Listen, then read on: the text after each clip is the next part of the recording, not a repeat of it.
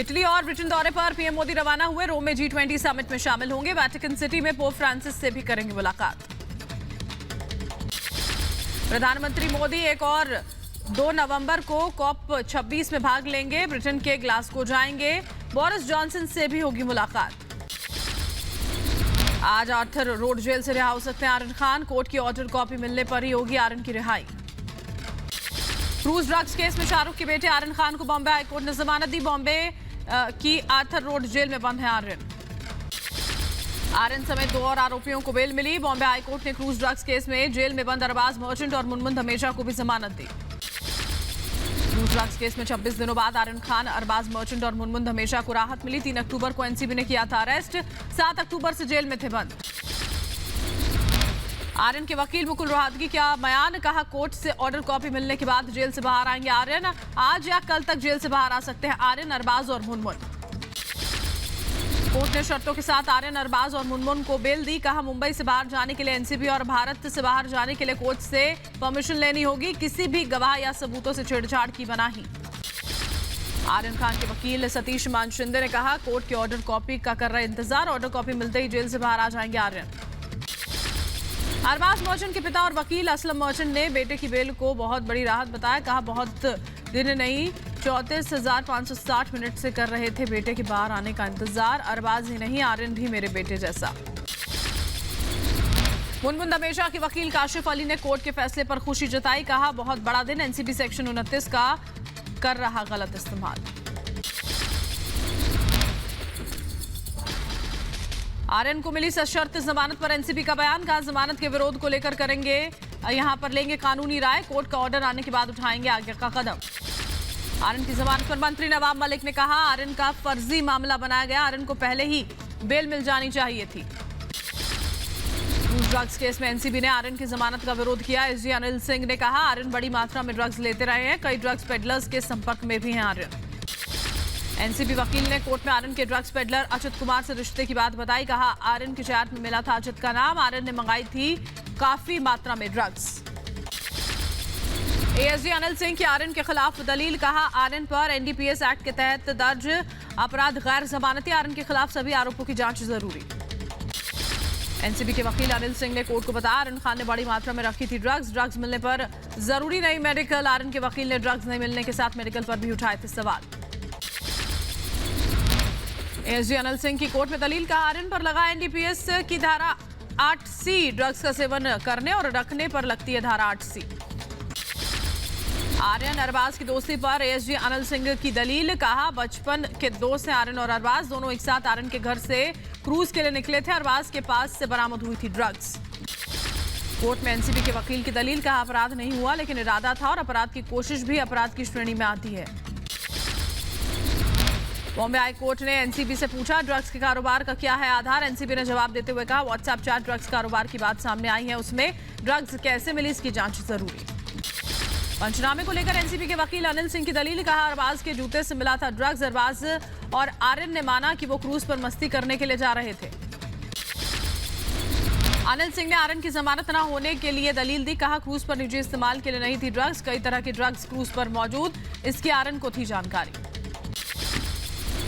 NCB ने दोबारा Showik case का जिक्र करते हुए कहा कस्टडी नियम है बेल अपवाद। एनडीपीएस एक्ट के सभी अपराध गैर जमानती। ड्रग्स के इस्तेमाल पर एनसीबी के वकील एसजी अनिल सिंह की दलील। सुप्रीम कोर्ट ने ड्रग्स डीलिंग को बताया जघन्य अपराध। आर्यन पर कमर्शियल डील और व्हाट्सएप चैट में शामिल होने पर लगा सेक्शन 28 और 29। कोर्ट में एनसीबी के वकील की दलील। कहा रिमांड आदेश को चुनौती नहीं दी गई है, गिरफ्तारी गैर कानूनी नहीं।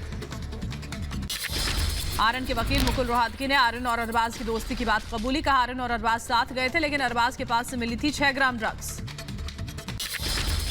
एनसीबी की दलील पर आर्यन के वकील मुकुल रोहतगी की दलील। कहा क्रूज के आयोजक मानव और गाबा को अब तक गिरफ्तार क्यों नहीं किया गया। मानव और गाबा ने ही आर्यन को क्रूज पर बुलाया था। साजिश साबित करने के लिए एनसीबी के पास कोई तथ्य नहीं।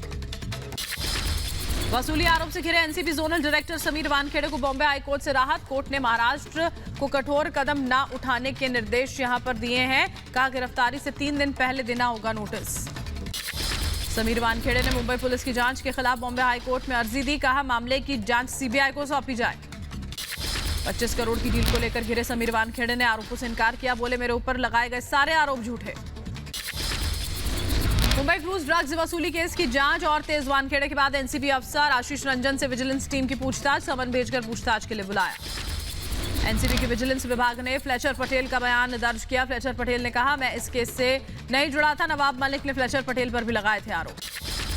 समीर वानखेड़े की पत्नी क्रांति रेडकर ने लगाई न्याय की गुहार। महाराष्ट्र के सीएम उद्धव ठाकरे से मुलाकात का वक्त मांगा। समीर वानखेड़े के ट्वीट पर पत्नी क्रांति रेडकर का बयान। कहा, समीर वानखेड़े का कोई ट्विटर अकाउंट नहीं, सभी फ्लोटिंग अकाउंट्स फर्जी। महाराष्ट्र के मंत्री नवाब मलिक का नया दावा, ड्रग्स पार्टी के आयोजकों की गिरफ्तारी क्यों नहीं हुई? वानखेड़े का दोस्त पार्टी का आयोजक था, सिर्फ 13 लोगों को निशाना क्यों बनाया गया? महाराष्ट्र सरकार में मंत्री नवाब मलिक ने विजिलेंस टीम को चिट्ठी लिखी। बोले, मुझे एनसीबी के गुमनाम अधिकारी से जो चिट्ठी मिली उसकी भी जांच हो। गवाह केपी गोसावी ने वीडियो बयान जारी कर कहा, प्रभाकर सैल झूठ बोल रहा है, कॉल डिटेल खंगाली जानी चाहिए। क्रूज ड्रग्स केस के गवाह केपी गोसावी पर कानून का शिकंजा। धोखाधड़ी के मामले में पुणे कोर्ट ने 8 दिनों की पुलिस रिमांड पर भेजा। पुलिस ने की पूछताछ। आरएन केस के मुख्य गवाह और साल 2018 के धोखाधड़ी केस के मुख्य आरोपी किरण गोसावी को क्राइम ब्रांच ने पुलिस के हवाले किया। पुणे की डीसीपी ने कहा, आगे की जांच के लिए की जाएगी पुलिस कस्टडी की मांग। क्रूज ड्रग्स केस में गवाह रहे बीजेपी कार्यकर्ता मनीष भानुशाली से मुंबई पुलिस ने पूछताछ की। सवाल जवाब के लिए पुलिस ने भेजा था समन। एनसीबी के सामने पेश नहीं होंगे प्रभाकर सैल। बयान दर्ज कराने के लिए डीसीपी से मिलेंगे प्रभाकर। समीर वानखेड़े पर प्रभाकर सैल ने वसूली का लगाया आरोप। समीर वानखेड़े की पत्नी और बहन के निजी दस्तावेजों और तस्वीरों को सार्वजनिक करने पर राष्ट्रीय महिला आयोग अध्यक्षा रेखा शर्मा का बयान। निजता का किया गया हनन, पुलिस ने कार्रवाई नहीं की तो जाऊंगी महाराष्ट्र। आज लखनऊ दौरे पर रहेंगे गृहमंत्री अमित शाह। चुनावी समीक्षा के साथ सदस्यता अभियान की करेंगे शुरुआत। पार्टी नेताओं के साथ करेंगे बैठक। डीडीसी चुनाव में रोहन जेटली की बड़ी जीत। डीडीसी अध्यक्ष बने रोहन जेटली। 2704 वोट में से 1243 वोट मिले। सोशल मीडिया प्लेटफॉर्म फेसबुक ने बदला कंपनी का नाम। फेसबुक अब मेटा के नाम से जाना जाएगा। मार्क जकरबर्ग ने किया ऐलान। दिल्ली के टीकरी बॉर्डर पर हटाए जाने लगे बैरिकेड्स। करीब 10 महीने बाद खोला जा रहा है रास्ता। राहुल गांधी को सूरत की अदालत में पेश होने का आदेश। मोदी सरनेम को लेकर दिए बयान के खिलाफ मानहानि केस में होनी है पेशी। पंजाब के 2 दिनों के दौरे पर सीएम केजरीवाल किसान और व्यापारियों से करेंगे मुलाकात। गुजरात दौरे पर राष्ट्रपति रामनाथ कोविंद भावनगर में आवास योजना से संबंधित परियोजना का उद्घाटन करेंगे। कोरोना के खिलाफ हर घर दस्तक देगा अभियान। 2 नवंबर से शुरू होगा अभियान। 2 दिसंबर तक चलेगा टीकाकरण अभियान। 5 नवंबर को प्रधानमंत्री नरेंद्र मोदी का केदारनाथ दौरा। आदि शंकराचार्य की प्रतिमा का करेंगे अनावरण। करोड़ों की परियोजनाओं का शिलान्यास और उद्घाटन भी। वसूली केस में मुंबई के पूर्व कमिश्नर परमबीर सिंह की और बड़ी मुश्किलें। परमबीर के खिलाफ गैर जमानती वारंट जारी। सीजेएम कोर्ट ने जारी किया वारंट। 100 करोड़ के वसूली कांड में जांच तेज। चांदीवाल आयोग के सामने गवाही के लिए पेश हुए सचिन वाजे। दिवाली पर 12 लाख दीपों से रोशन होगी अयोध्या। राम की पैड़ी पर जलाए जाएंगे एक साथ 9 लाख दिए। 1 से 5 नवंबर तक चलेगा दीपोत्सव का कार्यक्रम। दिल्ली में गृह मंत्री अमित शाह ने तटीय सुरक्षा पर बैठक की अध्यक्षता की। सलाहकार समिति के साथ शाह ने सुरक्षा पर की चर्चा। लखनऊ में पेट्रोल और डीजल की कीमतों को लेकर सीएम योगी की बड़ी बैठक। मुख्य सचिव समेत वित्त विभाग के सभी अधिकारी मौजूद रहे। तेल पर जीएसटी कम कर सकती है सरकार। यूपी के सीएम योगी आदित्यनाथ ने विपक्ष पर हमले तेज किए। मुख्यमंत्री ने प्रदेश की पूर्व सरकार पर आरोप लगाते हुए कहा, पहले के मुख्यमंत्री 12 बजे तक सोते थे और उनके राज में दंगाइयों को संरक्षण मिलता था। सीएम योगी आदित्यनाथ ने विपक्ष पर निशाना साधा। कहा, पहले की सरकारें अपने लिए जीती थी, अपने परिवारों के लिए जीती थी। योजनाओं का लाभ हर शख्स को मिल रहा है। अब आजमगढ़ की रैली में अखिलेश यादव का बीजेपी पर निशाना। कहा, अगले चुनाव में बीजेपी का सफाया तय। झूठा वादा करने वालों को जनता बाहर करेगी। यूपी में 100 सीटों पर चुनाव लड़ेगी एमआईएम। ओवैसी ने कहा, सिर्फ मुसलमानों को नहीं सभी बिरादरियों को टिकट देंगे। राजभर ने गठबंधन क्यों तोड़ा ये मुझे नहीं पता। गृहमंत्री अमित शाह और कैप्टन अमरिंदर सिंह की मुलाकात चली। अमित शाह के बिजी स्केड्यूल के चलते कार्यक्रम में बदलाव। दिल्ली में राहुल गांधी से मिले पंजाब के सीएम चरणजीत सिंह चन्नी। पंजाब के राजनीतिक घटनाक्रम और पार्टी के हालात पर हुआ मंथन। चुनावी रणनीतिकार प्रशांत किशोर की कांग्रेस और राहुल गांधी को खरी कहा, राहुल गांधी को पीएम मोदी की ताकत का अंदाजा नहीं। पीएम मोदी भले ही सत्ता से बाहर हो जाएंगे, बीजेपी दशकों तक रहेगी मजबूत। टीएमसी सुप्रीमो और पश्चिम बंगाल की सीएम ममता बनर्जी का 3 दिवसीय गोवा का दौरा। कई कार्यक्रमों में हिस्सा लेंगे। चुनाव रणनीति पर पार्टी के नेताओं के साथ बैठक। पंजाब के मनसा में दिल्ली के मुख्यमंत्री अरविंद केजरीवाल ने किसानों से बातचीत की, किसानों की समस्या पर की चर्चा। बीजेपी ने पंजाब विधानसभा चुनाव की तैयारी तेज की। बीजेपी ने नया पंजाब बीजेपी का नाम पोस्टर लॉन्च किया है। इस दौरान 4 केंद्रीय मंत्री गजेंद्र सिंह शेखावत, हरदीप पुरी, सोम प्रकाश समेत मीनाक्षी लेखी मौजूद रहे। कोलकाता के चुनाव आयोग में सभी राजनीतिक दलों के प्रतिनिधियों की बैठक। चुनाव आयोग ने बुलाई थी सर्वदलीय बैठक। टीबीआरएल रामगढ़ में रक्षा मंत्री राजनाथ सिंह ने तकनीकी सुविधाओं का शुभारंभ किया। कहा, बड़ी से बड़ी चुनौतियों का सामना करने को भारत तैयार। अग्नि 5 के सफल लॉन्च के बाद राजनाथ सिंह की हुंकार। सीडीएस बिपिन रावत ने कहा, सीमाओं पर चुनौतियां हैं और इनका सामना करने के लिए हमें उच्च तकनीकी सिस्टम की जरूरत। हमारे प्रतिद्वंदी तेजी से युद्ध में तकनीक का इस्तेमाल कर रहे हैं। पेगासस को लेकर इजरायल सरकार का बयान। का पेगासस का निर्यात सिर्फ सरकारों को, निजी कंपनियों को पेगासस नहीं देते। श्रीलंका की अशोक वाटिका से शिलाएं लेकर भारत में श्रीलंका के राजदूत का एक प्रतिनिधि मंडल अयोध्या पहुंचा। प्रतिनिधि मंडल में श्रीलंका सरकार के 2 मंत्री शामिल। लखनऊ में भव्य दीपावली मेले का आगाज मुख्यमंत्री योगी ने शुभारंभ किया। झूलेलाल वाटिका में लेजर शो से देखी रामायण। ग्वालियर में अखिल भारतीय हिंदू महासभा ने वीर सावरकर को भारत रत्न देने की मांग की। कार्यकर्ताओं ने वीर सावरकर की प्रतिमा के लोकार्पण के लिए पीएम मोदी को खून से चिट्ठी लिखी। यूपी के आगरा में पाकिस्तान की जीत का जश्न मनाने वाले छात्रों की कोर्ट में पेशी। लोगों ने पेशी के दौरान जड़े थप्पड़। पुलिस ने तीनों को गिरफ्तार किया। जम्मू कश्मीर में पाकिस्तान की जीत पर जश्न मनाने वालों पर कार्रवाई। राजौरी में सरकारी मेडिकल कॉलेज के ओटी टेक्नीशियन को बर्खास्त किया गया है। पुणे में महाराष्ट्र के डिप्टी सीएम अजित पवार के करीबी के ठिकानों पर ईडी की छापेमारी। महाराष्ट्र राज्य सहकारी बैंक धोखाधड़ी केस में ली जा रही थी तलाशी।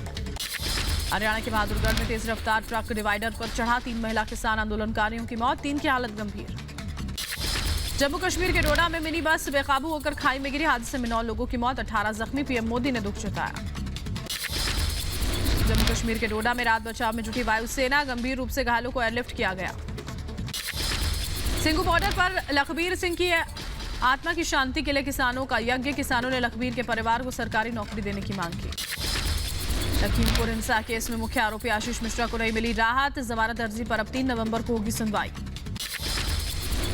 यूपी के मुरादाबाद में पुरानी पेंशन बहाली को लेकर कर्मचारी संघ का धरना। धरने में टीचर समेत कई विभागों के सैकड़ों कर्मचारी शामिल। जयपुर में कस्टम विभाग की बड़ी कार्रवाई। एयरपोर्ट पर यात्री से 14 लाख रुपए का सोना जब्त किया। पूछताछ कर तार खंगालने में जुटी पुलिस। राजस्थान के श्रीगंगानगर में आयकर विभाग की बड़ी कार्रवाई। 3 कारोबारी समूहों के ठिकानों पर आईटी की छापेमारी। 28 जगहों पर आयकर विभाग की तलाशी। कर्नाटक के धारवाड़ में आयकर विभाग का छापा। सिविल ठेकेदारी यूबी शेट्टी के निवास पर छापेमारी। यूपी के बदायूं में कर्मचारी, शिक्षक, अधिकारी एवं पेंशनर्स का धरना प्रदर्शन। कर्मचारी संगठन लखनऊ के एको गार्डन में करेंगे धरना प्रदर्शन। बिहार के मुजफ्फरपुर में पंचायत चुनाव में जीत के जुलूस में बवाल। नवनिर्वाचित मुखिया समर्थक और पूर्व मुखिया के समर्थकों के बीच खूनी झड़प, कई लोग जख्मी। नोएडा में आम्रपाली सफायर सोसाइटी में सिक्योरिटी गार्ड और एक युवक में कहासुनी हो गई। गार्ड ने युवक को बेरहमी से पीटा। घटना का वीडियो सोशल मीडिया पर वायरल। ग्रेटर नोएडा में बीजेपी युवा मोर्चा के नेता पर बदमाशों ने घर में घुसकर फायरिंग की। सीसीटीवी में कैद हुई वारदात। मथुरा में वैन और ऑटो ड्राइवर के बीच मारपीट। मामूली बात पर दोनों के बीच हुई झड़प। सोशल मीडिया पर दोनों की मारपीट का वीडियो वायरल। एमपी के बड़वानी में स्कूल बस ने 2 साल की बच्ची को रौंदा। ड्राइवर मौके से फरार। घटना सीसीटीवी में हुई कैद। यूपी के अमेठी में पुलिस ने गांजे के साथ 3 आरोपियों को गिरफ्तार किया। एक तमंचा और 3 लाख रुपए भी जब्त किए। यूपी के बदायूं में हत्या और लूट की वारदात पर पुलिस का खुलासा। पुलिस ने 2 आरोपियों को गिरफ्तार किया। गाड़ी, कारतूस समेत कैश बरामद। यूपी के संभल में एक पति ने पीट कर पत्नी की हत्या कर दी। पुलिस ने महिला के शव को पोस्टमार्टम के लिए भेजा। आरोपी गिरफ्तार। यूपी के रायबरेली में धारदार हथियार से बुजुर्ग पर हमला। इलाज के दौरान मौत हुई। पुलिस ने आरोपी युवक को गिरफ्तार किया। मध्य प्रदेश के जबलपुर में भीषण सड़क हादसे में 4 लोगों की जान गई। हादसे में गर्भवती महिला की भी मौत। घायलों का इलाज अस्पताल में जारी।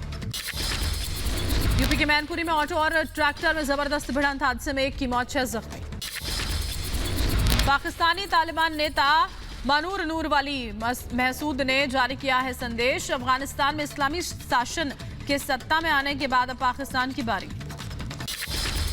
रूस में कोरोना का कहर जारी। रूस में 40,096 नए मामले सामने आए हैं। बढ़ते हुए कोरोना केस के चलते मॉस्को में 11 दिनों के लिए गैर आवश्यक सेवाओं को बंद किया गया।